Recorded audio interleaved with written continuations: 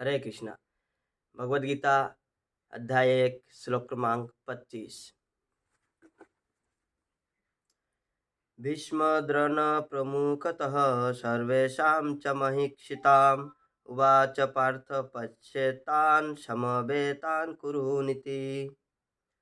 भीष्म, द्रोण तथा विश्वभर के अन्य समस्त राजाओं के सामने भगवान ने कहा कि हे पार्थ, यहाँ पर एकत्र सारे कुरुओं को देखो। यहाँ पे हमने पिछले श्लोक में देखा कि भगवान जो है रथ को लेके दोनों सेनाओं के बीच में खड़ा कर देते हैं। लेकिन भगवान जो रथ खड़ा करते हैं एग्जैक्टली जहाँ पे भीष्म और द्रोण यानी द्रोणाचार्य दोनों होते हैं, उन्हीं के सामने रथ खड़ा करते हैं। तो ऐसा उनके सामने रथ क्यों खड़ा करते हैं? और भी बहुत सारा जगह था क्योंकि फील्ड जो था वो बहुत बड़ा था, बैटल फील्ड। तो कहीं भी भगवान रथ खड़ा कर सकते हैं, लेकिन एग्जैक्टली उन दोनों के सामने रथ इसलिए खड़ा किया क्योंकि भगवान चाहते थे अर्जुन जो है वो बिविल्डर हो जाए, यानी वो विषाद में चले जाए, वो कन्फ्यूज हो जाए।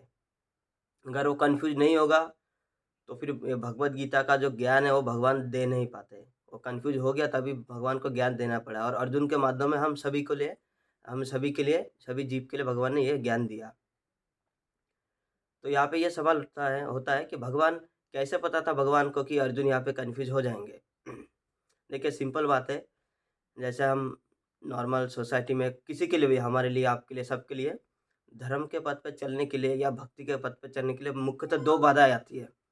एक होता है मटेरियल अटैचमेंट, जो कि होता है भौतिक आसक्ति, और होता है हमारा मटेरियल ज्ञान यानी भौतिक मटेरियल नॉलेज यानी भौतिक ज्ञान। ये 2 चीज़ हमारे जो पथ में बाधा सृष्टि करते हैं।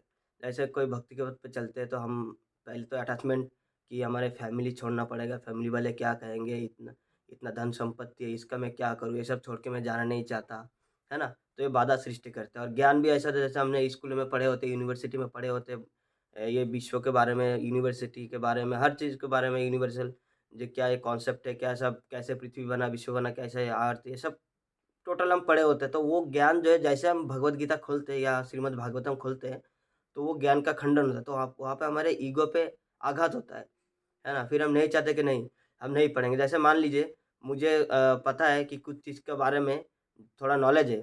अगर सामने वाला मेरे नॉलेज के खिलाफ बोल रहा है, यानी वो जो बता रहा है वो मेरे नॉलेज उसके सामने छोटा पड़ रहा है, तो क्या मेरा वहाँ पे ईगो हर्ट हो जाता है कि नहीं, नहीं वो गलत बोल रहा है, मैं तेरे साथ बातें नहीं करूँगा। जब हम आर्गुमेंट में हारने वाले होते हैं, तब हम उस आर्गुमेंट को छोड़ने की कोशिश करते हैं।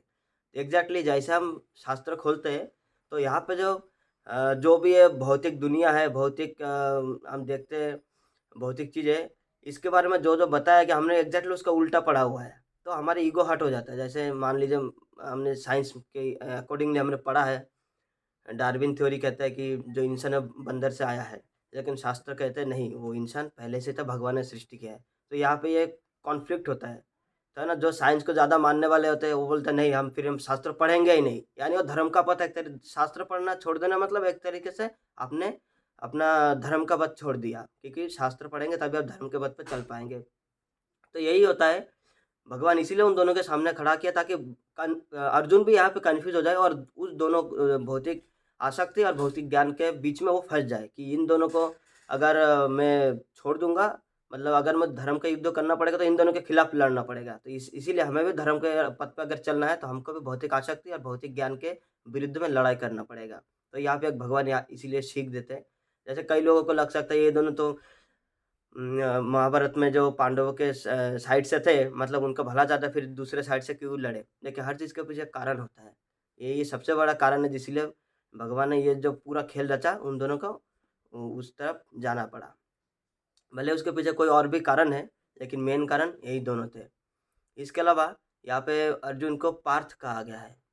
तो देखिए पार्थ इसलिए उनको कहा गया, वो पृथा के पुत्र थे, यानी कुंती के पुत्र। जैसे संस्कृत में क्या होता है, आप पिताजी के नाम से बच्चों का नामकरण कर सकते हैं। जैसे जनक महाराजा के जो पुत्री थी उनका नाम जानकी यानी हमारी सीता माता।